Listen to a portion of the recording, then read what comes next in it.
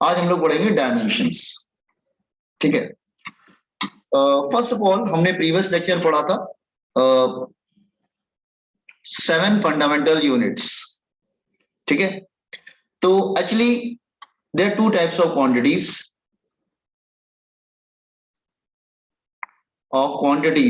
there are two types of quantities. Number one, fundamental quantities. Fundamental quantities हमने 7 fundamental पढ़े हुए हैं। ठीक है। तो what do you mean by fundamental quantities?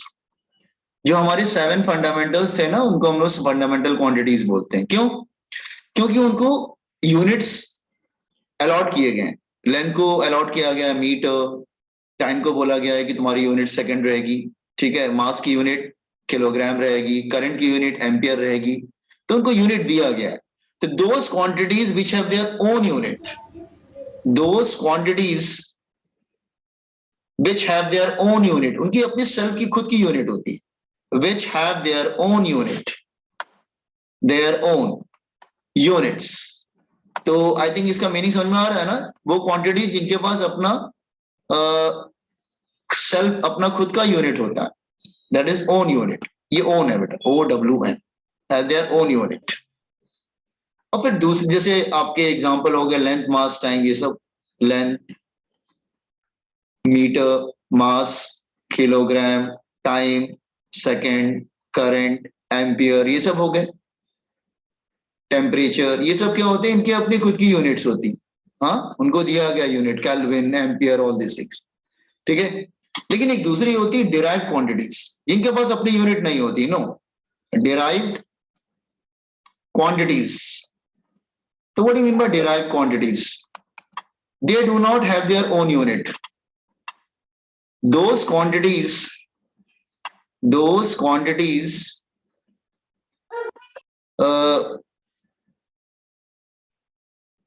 whose units depends on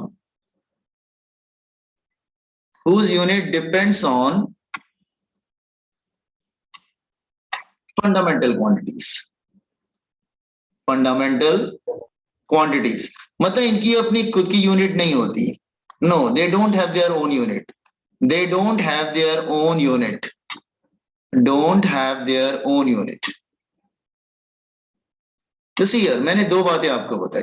देखो, दोनों स्टेटमेंट आप पढ़ लीजिए, समझ में आ रहे हैं क्या? फंडामेंटल क्वांटिटी क्या होती है? Just I am giving you time, just read it.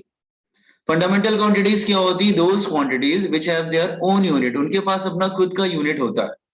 मतलब उनके पास सेल्फ का यूनिट है। जैसे लेंथ है, लेंथ के पास अपना यूनिट है मीटर, मास के पास भी अपना यूनिट है किलोग्राम, टाइम के पास सेकंड, करंट के पास एम्पियर, टेम्परेचर के पास kelvin. These quantity they have their own unit. लेकिन डिराइव क्वांटिटीज क्या होती है? जिनके पास अपना यूनिट नहीं होता है। नो, वो फंडामेंटल यूनिट्स पे डिपेंड करते हैं। Let's say example, velocity. Velocity का अपना कोई यूनिट नहीं है। वेलोसिटी आप कैसे लिखते हैं? मीटर पर सेकंड लिखते हैं ना। तो मीटर मतलब लेंथ, मीटर मतलब लेंथ, और मास मतलब सेकंड। तो वेलोसिटी किस पे डिपेंड करता है? लेंथ और टाइम पे डिपेंड करता है। ठीक है। इसी तरह मतलब दोज क्वांटिटी जिनकी अपने सेल्फ की यूनिट नहीं होती, अपनी खुद की यूनिट नहीं होती, they are called derived quantities. Okay, now just a minute. So इसमें बहुत सारे एग्जांपल्स हो सकते हैं, that is velocity, density, force. इनकी अपना सेल्फ यूनिट नहीं होती। No, force. ठीक है। और भी बहुत से हो गए, एटसेट्रा, एनर्जी, एटसेट्रा। तो जिनके पास, कहने का मतलब एक सिंपल लैंग्वेज में बोले, जिनके पास अपना यूनिट होता है उनको फंडामेंटल क्वांटिटीज बोलते हैं, और जिनके पास यूनिट नहीं होता है, वो दूसरे की यूनिट्स पे डिपेंड करते हैं, तो उनको डिराइव क्वांटिटीज बोलते हैं। तो चलो हम लोग बात करते हैं फोर्स की। अब हम लोग बात कर रहे हैं डायमेंशन। डायमेंशंस काफी इंपॉर्टेंट है, ये 2 साल तक यूज करते हैं फिजिक्स में, तो अच्छे से समझना इसको। ज्यादा मुश्किल भी नहीं है, इजी है।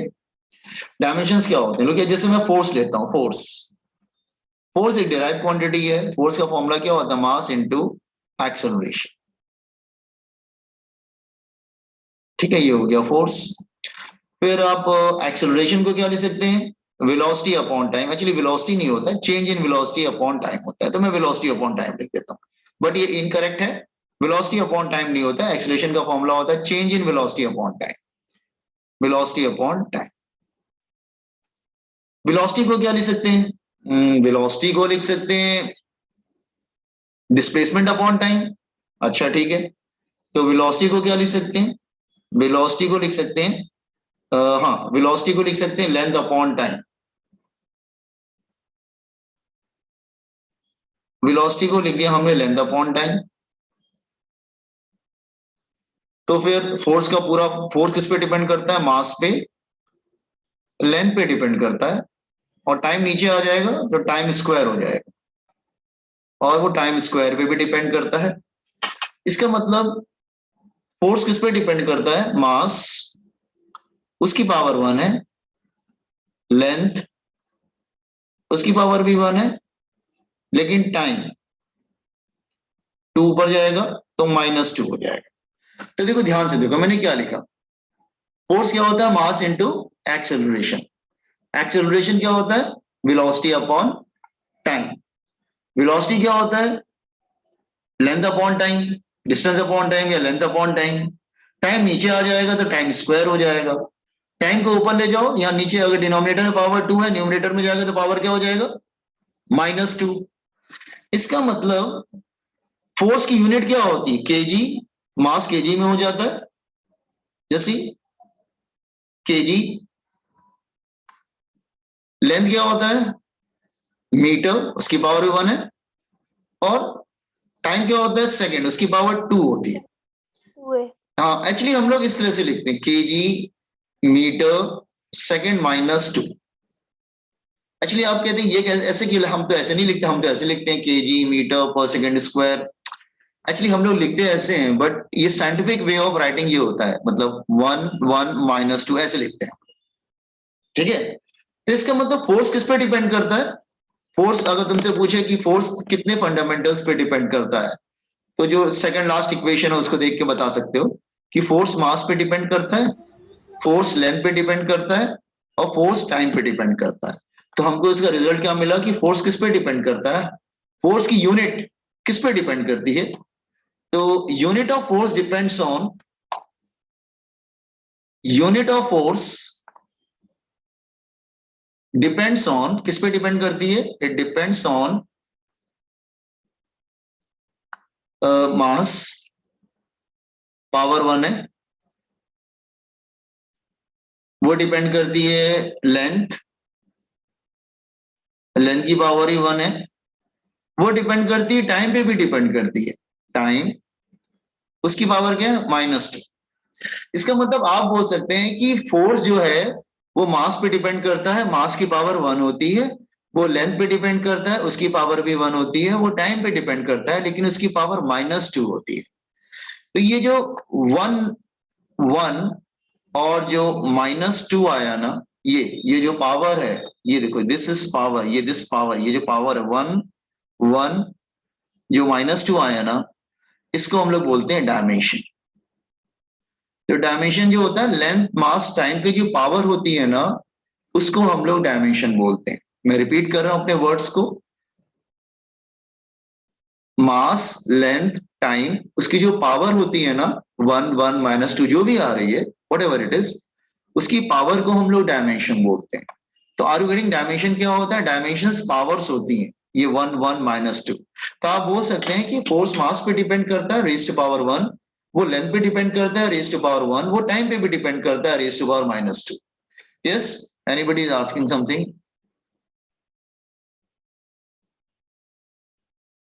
अच्छा मैं दोबारा समझाता हूं, देखो जरा, मैं डायमेंशन समझा रहा हूँ, जस्ट लुक हियर, ध्यान से समझो। फोर्स का फॉर्मूला सबको मालूम? दोबारा समझाते हैं, वेट। आई एम, मैं दोबारा एक्सप्लेन कर रहा हूँ, ओके? एक्सप्लेन, मैं दोबारा एक्सप्लेन, सब लोग समझो ध्यान से, हाँ, एवरीबडी। फोर्स का फॉर्मूला सबको मालूम है ना? Mass into acceleration. तो एक्सेलरेशन क्या होता है? वेलोसिटी अपॉन टाइम होता है कि नहीं?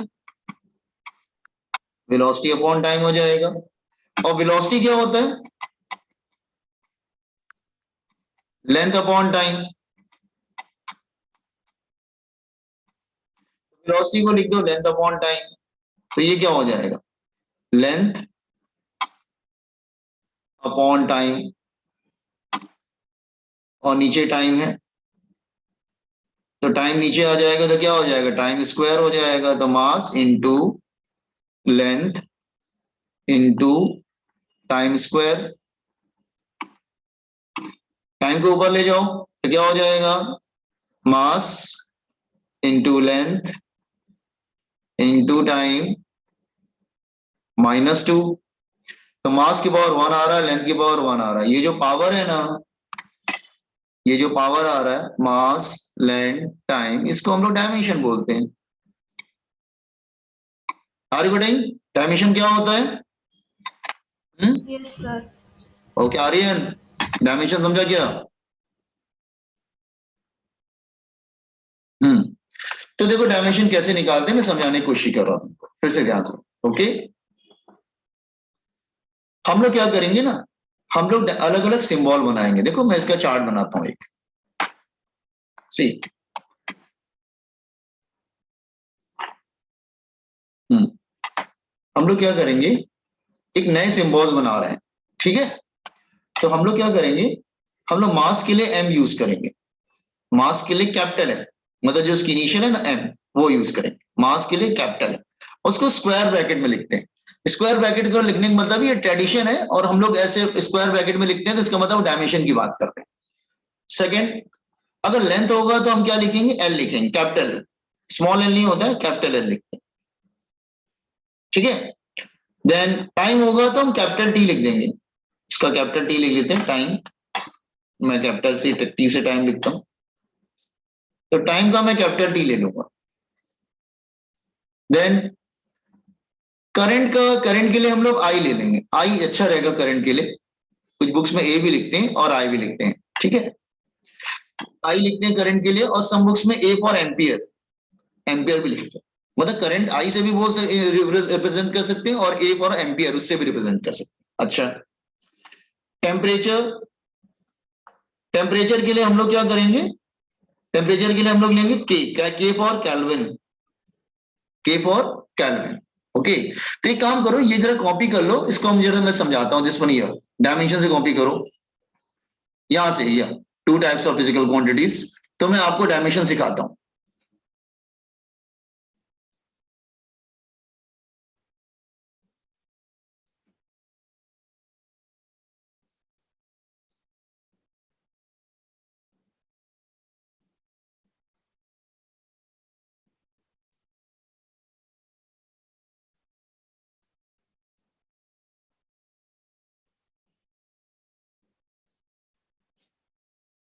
जिनके पास अपना यूनिट होता है उसको फंडामेंटल बोलते हैं, जिसके पास यूनिट नहीं होता है वो दूसरे की यूनिट पे डिपेंड करते हैं, उनको डिराइव बोलते हैं।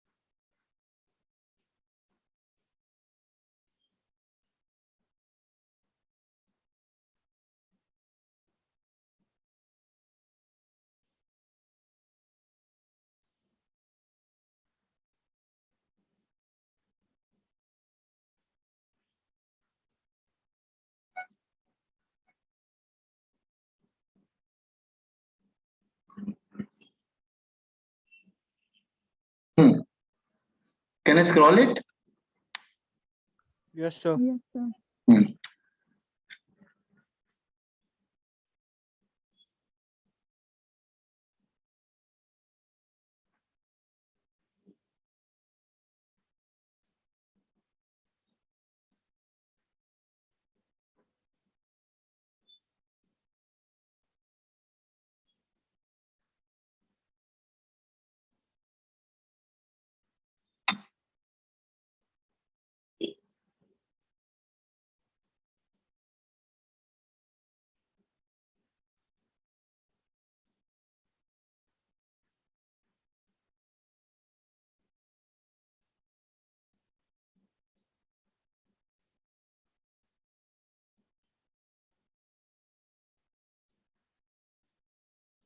हम्म,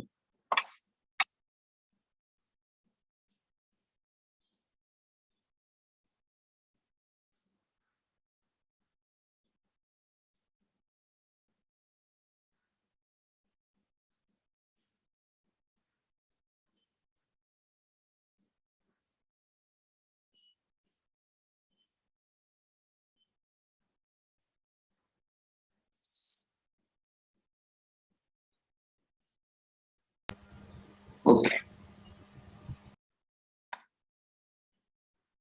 लिख लीजिए तो मुझे बता दीजिएगा, फिर मैं स्टार्ट करता हूँ डायमेंशन कैसे डिराइव करते हैं।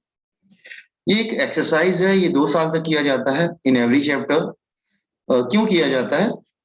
So that student can learn formulas, उनको फॉर्मुलेस याद हो जाए, क्योंकि बिना फॉर्मुलेस के आप डायमेंशन नहीं कर पाएंगे। तो ये एक एक्सरसाइज रखी गई है, मतलब every chapter from 11 to 12 every student have to find the dimension of each and every formula.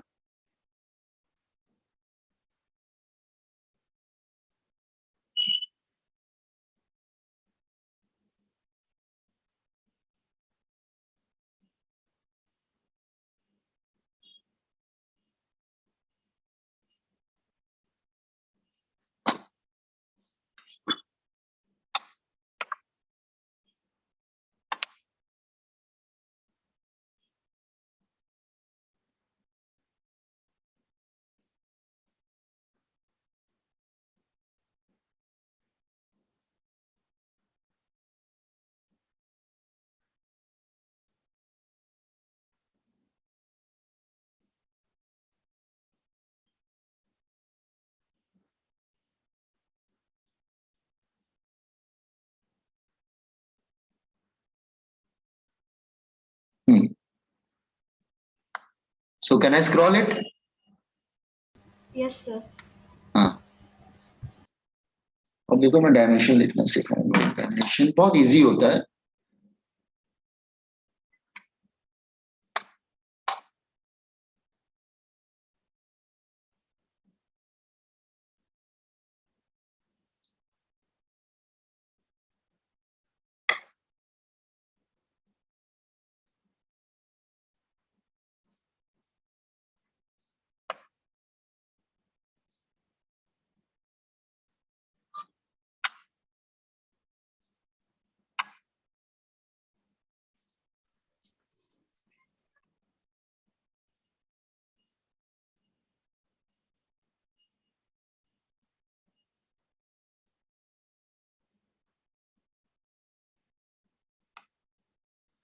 Hmm,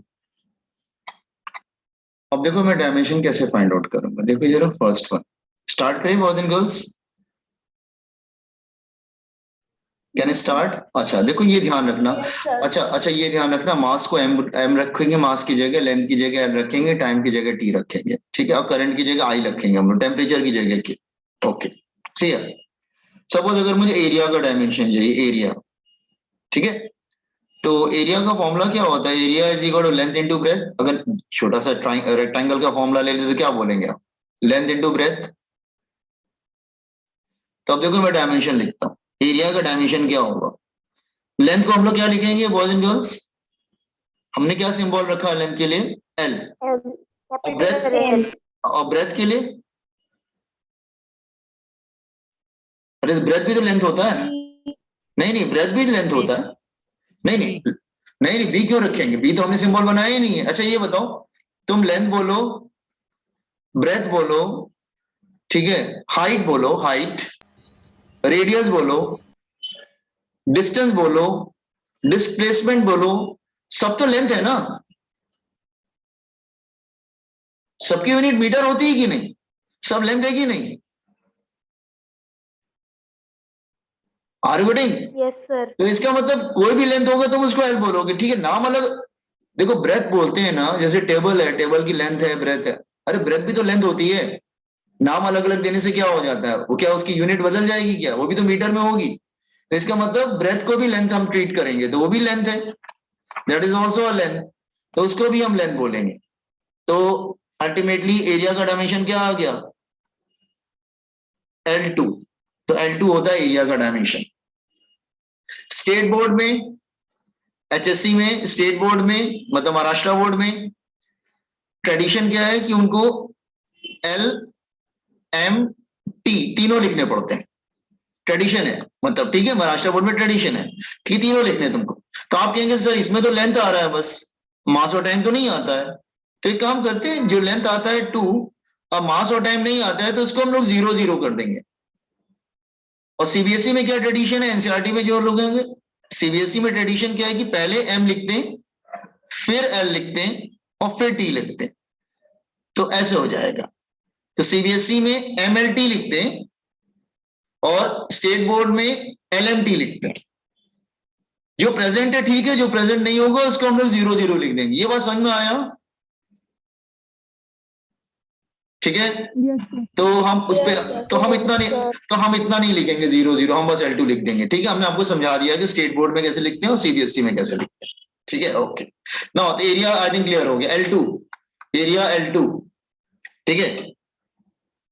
now अब आते हैं वॉल्यूम। तो वॉल्यूम क्या हो जाएगा? वॉल्यूम भी हो जाएगा length into breadth into height. Volume is equal to length into breadth into height. तो तीनों लेंथ हो जाएंगी इंटू हाइट। तो एल एल एल क्या हो जाएगा? L3 हो जाएगा फिर वॉल्यूम। तो ये भी लेंथ है, ब्रेथ भी लेंथ है और हाइट भी लेंथ है, तो अल्टीमेटली L3 बन जाएगा। क्लियर हुआ?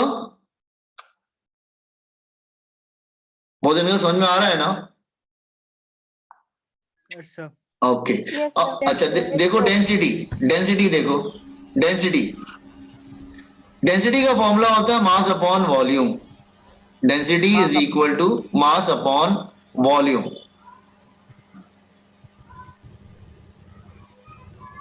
Density is equal to mass upon volume, ठीक है। तो डेंसिटी हम लोग डी से यूज कर लेते हैं, डी लिख लेते हैं, रो लिखते हैं वैसे डेंसिटी के लिए। तो डेंसिटी हो जाएगा रो। मास को क्या लिखेंगे? एम। मास तो एम है ना, मास का सिंबल हमने क्या रखा था? एम रखा था, M. एम रखा था। अच्छा वॉल्यूम तो हम लोग निकाल चुके हैं ऊपर से, हम लोग इधर रख देते हैं वॉल्यूम को। ये वॉल्यूम जो है ना, इसको वॉल्यूम तो निकाल चुके हैं ना, उसको वॉल्यूम की जगह रख देते हैं। तो वॉल्यूम की जगह हम क्या रख सकते हैं?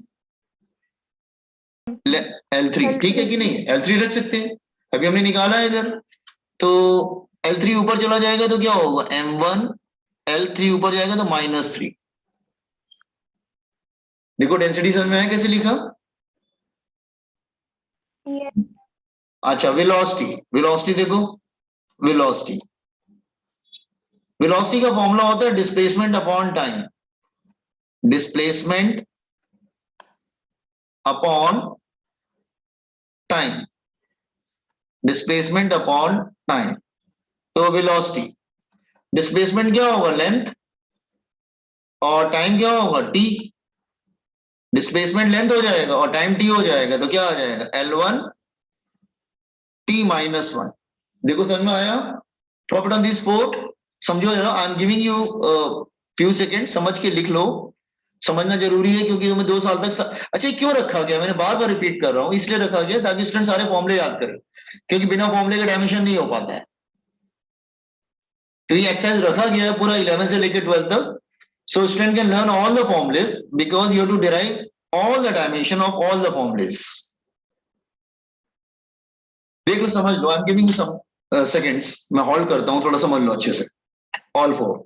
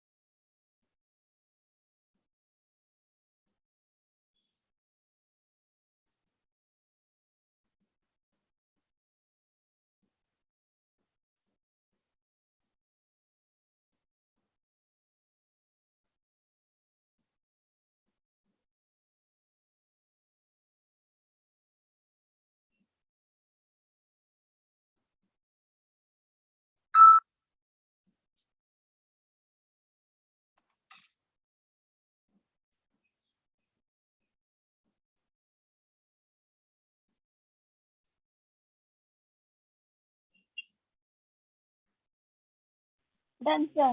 ओके, नाउ अब हम लोग आते हैं एक्सेलरेशन। एक्सेलरेशन एक्सेलरेशन क्या लिखेंगे? एक्सेलरेशन का फॉर्मूला क्या होता है? Change in velocity upon change in time. Acceleration change in velocity upon change in time. Change in velocity upon change in time. Change in time. तो एक्सेलरेशन ए से हम denote करेंगे। अच्छा, वेलोसिटी तो ऊपर हमने निकाला था ना, तो वेलोसिटी को वेलोसिटी की जगह रख देंगे। अरे चेंज इन वेलोसिटी बोलो या वेलोसिटी बोलो, दोनों तो एक ही बात हो गई ना। तो वेलोसिटी और change in velocity both are same thing. तो वेलोसिटी क्या आया था तुम्हारा? L1t-1, और टाइम को क्या ले लेंगे नीचे? t। तो ये क्या आ जाएगा? That is L1t-2।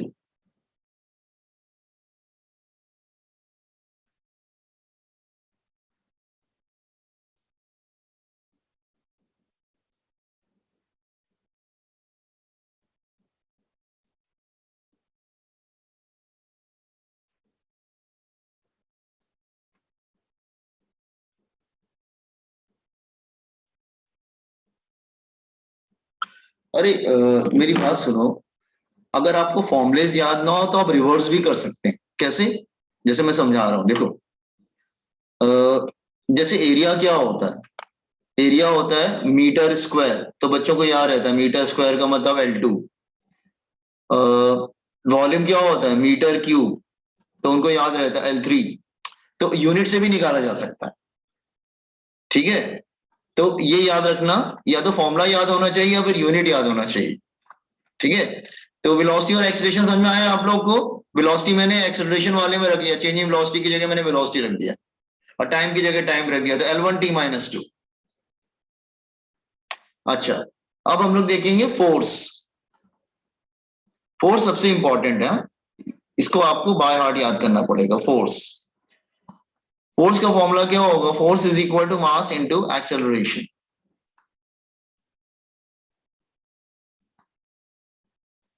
अच्छा, फोर्स, तो मास की जगह क्या रखेंगे? m।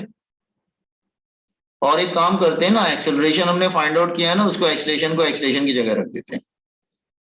तो एक्सेलरेशन क्या निकाला था? L1t-2। तो फोर्स का डायमेंशन क्या आ जाएगा? That is m1 L1t-2। Force देखो बहुत इंपॉर्टेंट है, 112, 11-2 बच्चों को याद रहता है, 11-2 force m1 L1-2, m1 L1t-2। Is clear? देख लो जस्ट हियर, फोर्स का कैसे आया? हमने वेलोसिटी का एक्सेलरेशन वाले में रख के निकाल लिया, और एक्सेलरेशन को फोर्स वाले में सब्स्टिट्यूट कर दिया।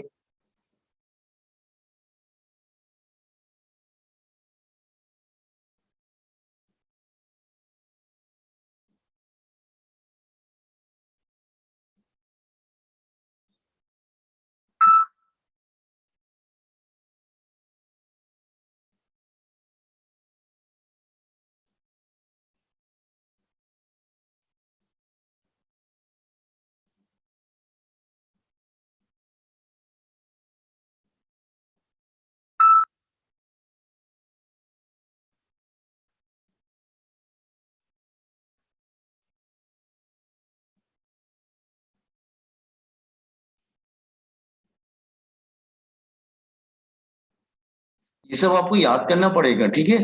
वेलोसिटी का, एक्सेलरेशन का, फोर्स का।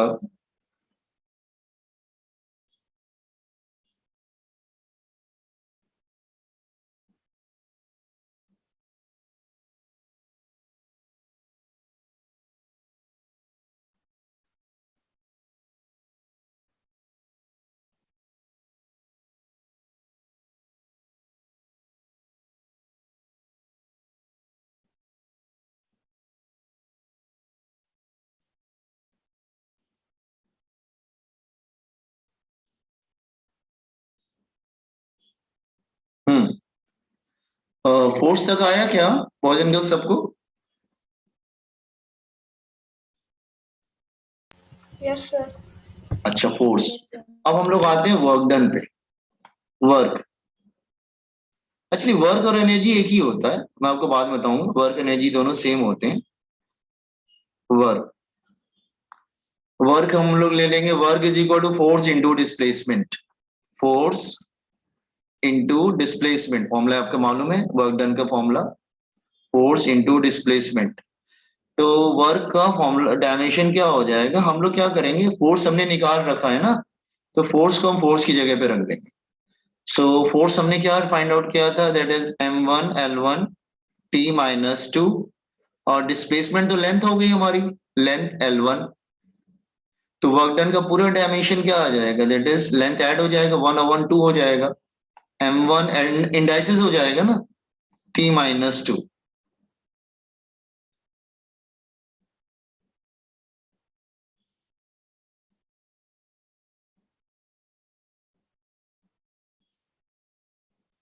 Okay, this is work done. देखो हमने कैसे हम ट्रिक यूज कर रहे हैं, हम वेलोसिटी को एक्सेलरेशन में रख दे रहे हैं, एक्सेलरेशन जो निकल रहा है उसको फोर्स वाले फॉर्मूले में डिराइव करने के लिए रख सब यूज कर ले रहे हैं, और फोर्स को हम वर्क एनर्जी में यूज कर ले रहे हैं, क्योंकि वर्क डन तुम्हारा फोर्स इंटू डिस्प्लेसमेंट होता था। तो ये दोनों बहुत इंपॉर्टेंट, दोनों को याद रखना तुम, दीज टू। स्टूडेंट को याद रहता है 1/2 - t-2, m1 l1 t-2 is the force, m1 l2 t-2 is the work done. Come to the power, power होता है work upon time, power is work upon time, तो पावर पी। तो एक काम करते हैं ना, हमने वर्क डन तो फाइंड आउट किया है ना, तो वर्क डन को हम इसमें रख देते हैं, पावर उसकी हेल्प से निकाल लेते हैं। मतलब एक दूसरे की हेल्प से निकालते जा रहे हैं हम उसको, मतलब एक मिला फिर उसका यूज दूसरे में किया, फिर उसका यूज थर्ड में किया, इस तरह से करते जा रहे हैं।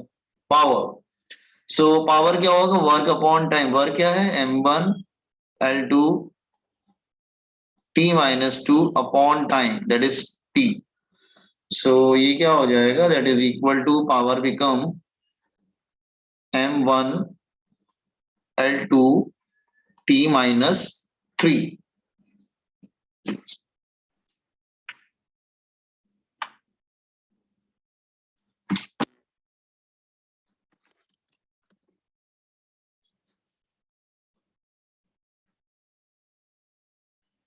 आप लोग को समझ में आ रहा है ना बॉयज एंड गर्ल्स, कैसे हम लोग फाइंड आउट कर रहे हैं? Yes, Yes, sir. sir. हाँ, तो Yes, एक्चुअली sir. इसमें तो सुनो ध्यान से, इसमें 100 से ऊपर फॉर्मूलेज होते हैं, तो इतने डायमेंशन आप याद नहीं कर सकते, लेकिन फर्स्ट 6 7 आपको याद, मतलब 8 9 आपको याद करने पड़ेंगे।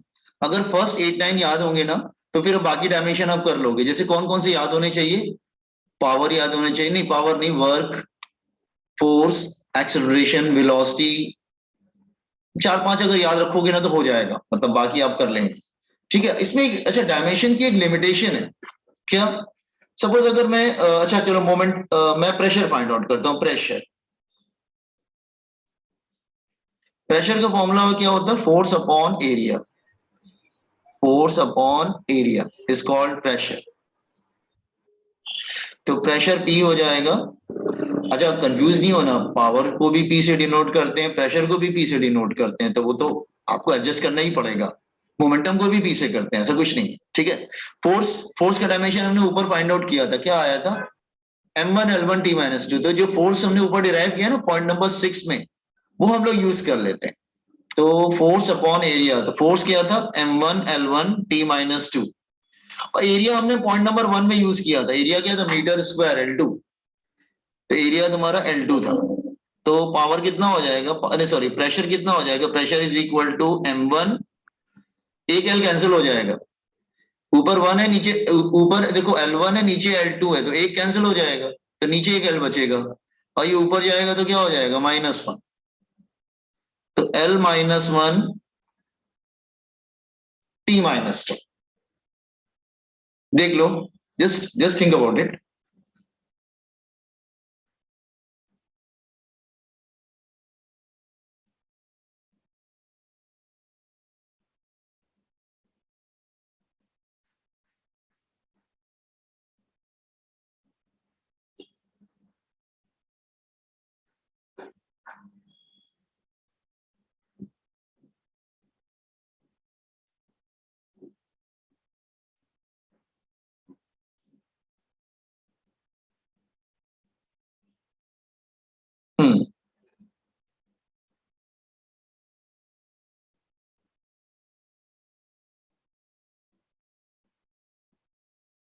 या देख लो पावर और प्रेशर समझ में आया।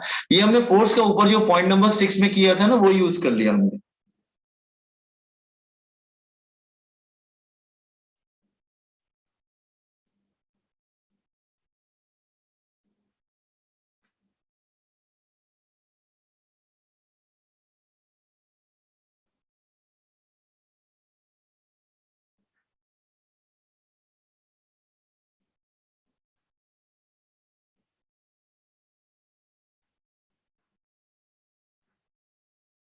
Done sir. ओके, तो प्रेशर हो गया। अच्छा मोमेंटम निकालते हैं, चलो मोमेंटम। तो मोमेंटम भी पी से डिनोट करते हैं, उसमें क्या है। अब तो हमको जो 8 9 है उनको याद करने पड़ेंगे। तो मोमेंटम क्या होता है, mass into velocity. Momentum is equal to mass into velocity. तो मास और वेलोसिटी, तो मोमेंटम भी पी से डिनोट करते हैं। मास एम हो जाएगा, वेलोसिटी हमने ऊपर किया था, क्या था वेलोसिटी का, एक सेकेंड,